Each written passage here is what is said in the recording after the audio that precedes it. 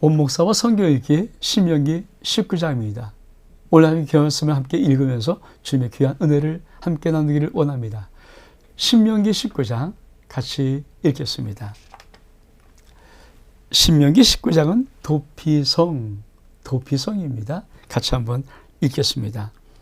내 하나님 여호와께서 이 여러 민족을 멸절하시고 내 하나님 여호와께서 그 땅을 내게 주심으로 내가 그것을 받고 그의 성읍과 가옥에 거주할 때 내 하나님 여호와께서 내게 주신 땅 가운데서 새 성읍을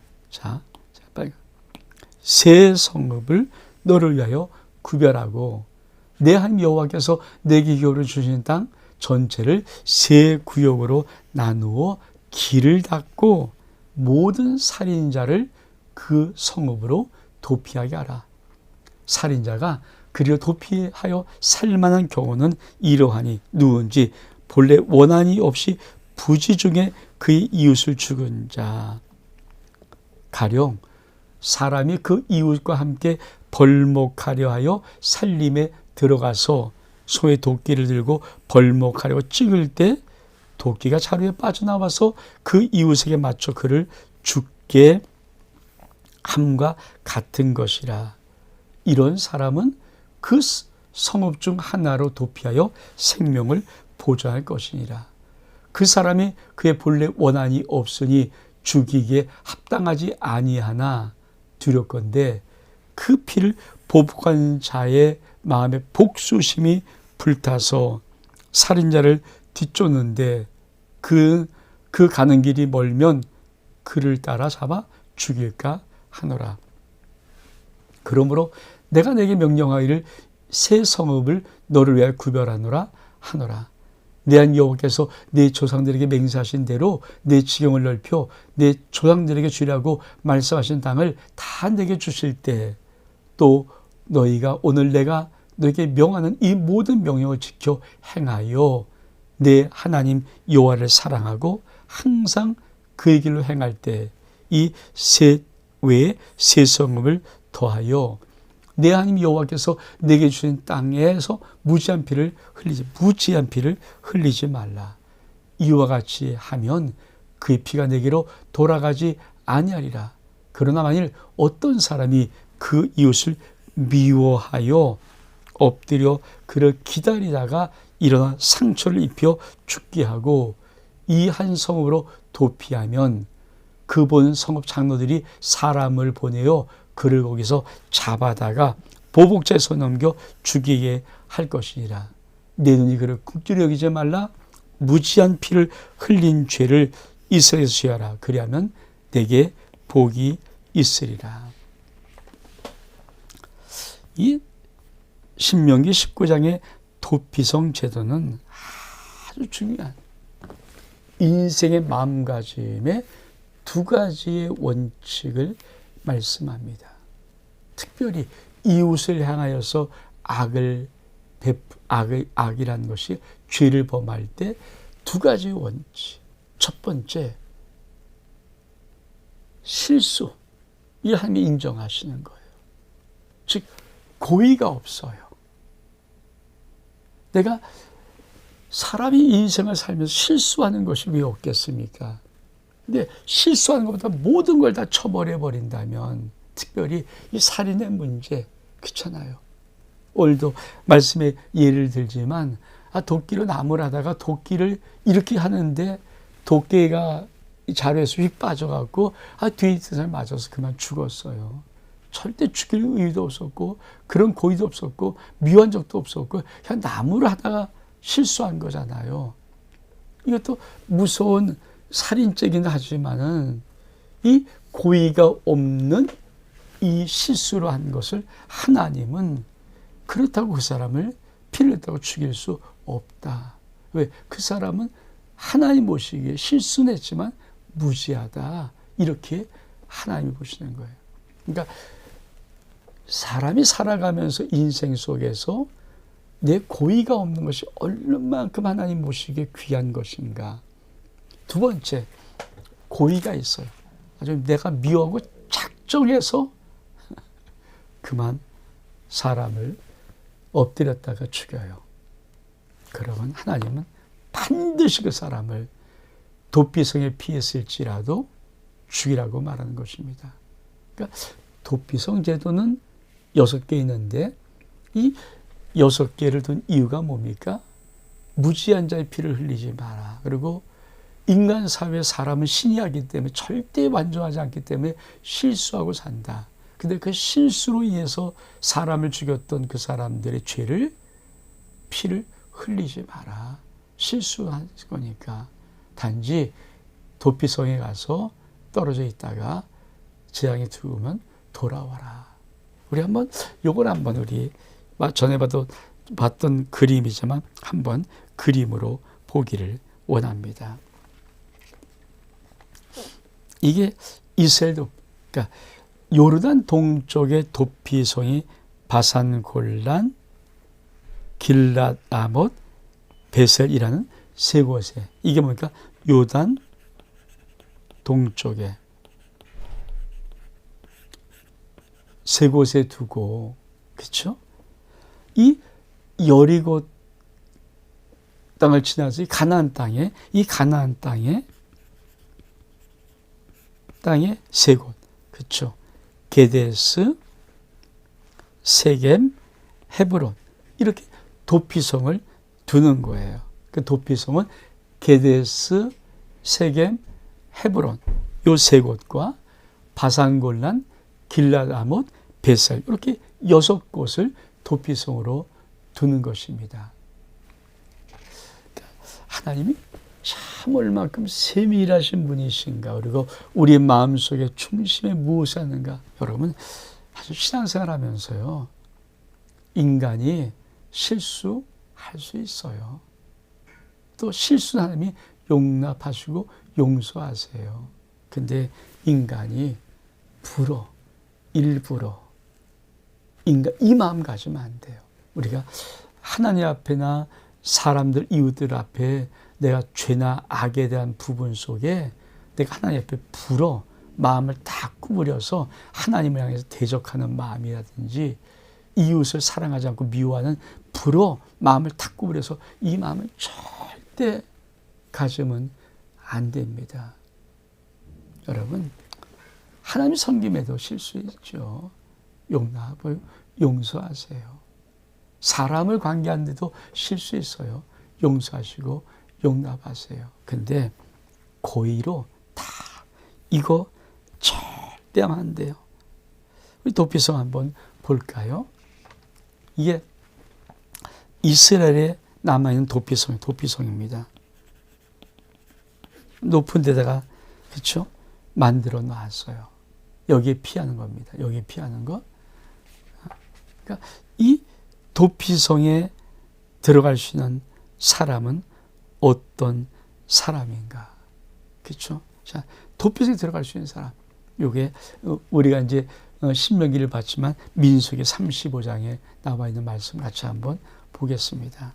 자, 민수기 35장 22절에 보니까 원한이 없이 우연히 사람을 밀치거나 귀를 엿봄이 없이 무엇을 던지거나 보지 못하고 사람을 죽일 만한 돌을 던져서 죽였다 하자. 원한도 없고 해라는 것도 아닌, 자, 고의가 없다. 그렇죠? 이 사람들은 도피성으로 갈 수 있습니다. 그런데 도피성으로 갈 수 없는 사람들이 있죠. 민수기 35장 우리가 좀 보면은 만일 철 연장으로, 철로 사람을 치면 죽잖아요. 사람을 쳐 죽이면 고살한 자, 고의로 살해한 자니 반드시 죽여라. 사람을 죽일 만한 돌을 손에 들고 사람을 쳐 죽이면 고살한 자니 반드시 죽여라. 사람을 죽일 만한 나무 연장을 들고 사람을 쳐 죽이면 고살한 자니 반드시 죽여라. 피를 보수한 자가, 즉 가족이나 그 살인을 당한 자의 가족이나 이런 사람이 고살자를 만나거든 친히 죽이거든 반드시 죽여라. 만일 미워하는 까닭에 밀쳐 죽이거나 기력범을 던져 죽이거나 원한으로 손을 쳐 죽이면 반드시 죽여라. 이들은 뭡니까? 고살자입니다. 고살자. 그러니까 절대 도피성에 갈 수 없는 자는 뭡니까? 고살자예요.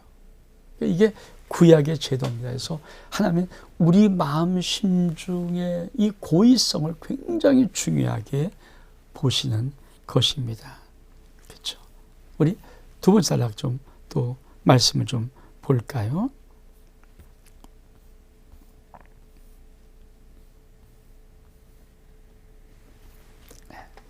14절을 보니까 이웃의 경계표를 옮기지 마라.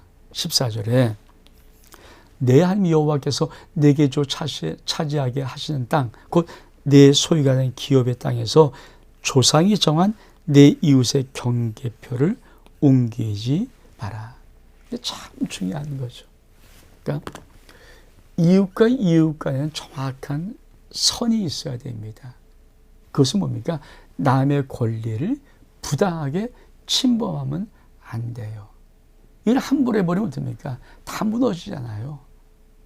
지금처럼 뭐 토지를 다 등기하고 그렇잖아요. 이렇게 뭐 해서 지금도 토지 사기꾼들이 있는데 그 당시에 만약에 이런 것들을 옮겨버리면 밤에 왔다가 이웃에 옮겨 넣어서 이런 거 하면 안 되잖아요. 그러니까 하나님이 주신 기업 속에 참 중요한 구분과 질서 그리고 서로 자기의 욕심의 탐함으로 이런 것들을 함부로 흩뜨려드리지 마라. 경계석이 뭡니까? 자, 이런 것이 경계석입니다. 그렇죠? 이런 거. 그러니까 이게 이제 돌 같은 거를 세워놓고 이게 경계석이거든요. 그렇죠? 돌 같은 거 세워놓고 여기까지는 누구 땅이다. 여기는 누구 땅이다. 이런 경계석. 이거 슬쩍 들여다가 옮기지 말라는 것입니다. 여러분, 사실 우리가 정말 믿음의 사람들이 이웃의 권리를 함부로 탐하지 아니하고 질서를 지키고 살아간다면 그 사회가 건전하고 건강한 사회가 돼요. 근데 자꾸만 이웃의 것을 탐하고 뺏으려고 하고 갈취하려고 하고 쟁취하려고 하고 욕심내서 더 많이 가지려고 하고 이런 것 때문에 결국 사회의 어떤 건강한 구조들이 틀이 무너지는 거 아닙니까? 그래서 우리의 손으로 정당하게 일한 일에 정당한 보수를 받는 것이 하나님께서 경제생활의 기본 원리를 갖고 있는 것입니다. 그래서 하나님은 이웃의 경계표 함부로 옮기지 말라고 하십니다. 그러면서 또 오늘 말씀, 그렇죠? 세 번째 단락 볼까요? 15절에 보니까 사람의 모든 악에 관하여 모든 죄에 관하여 한 증인으로만 정할 것이 아니요 두 증인 입이나 세 증인 입으로 사건을 확정할 것이며 만일 위증한 자가 있어 어떤 사람의 악을 행하였다가 말하면 그 논자는 쌍방이 같이 하나님 앞에 나아가 그 당시 재판과 재판장에 설 것이요 재판장은 자세히 조사하여 그 증인이 거짓 증거하여 그 형제를 거짓으로 모함한 것이 판명되면 그가 그 형제에게 행하려고 꾀한 그대로 그에게 행하여 너희 중에 악을 제하라. 그리하면 그 남은 자들이 듣고 두려워하여 다시는 그런 악을 너희 중에 행하지 아니하리라. 네 눈이 궁리르기지 말라. 생명에는 생명으로, 눈에는 눈으로, 이에는 이로, 손에는 손으로, 발에는 발로니라. 여러분, 이 신명기 19장의 하반절에는 참 중요한 것 중에 하나. 우리가 살아가는 삶 속에 사실 이웃의 거짓 증거할 이 거짓말, 사실 거짓말로 거짓으로 이웃을 해하려는 것이 지금도 꽤 많거든요. 그래서 우리나라도 법으로죠. 법원에서 한 위증죄 증인은 선서합니다. 나는 반드시 진실만 말할 것을 선서하게 하죠. 그리고 그 진실이 아닌 것을 거짓을 말하면 위증죄의 책임을 지게 만듭니다.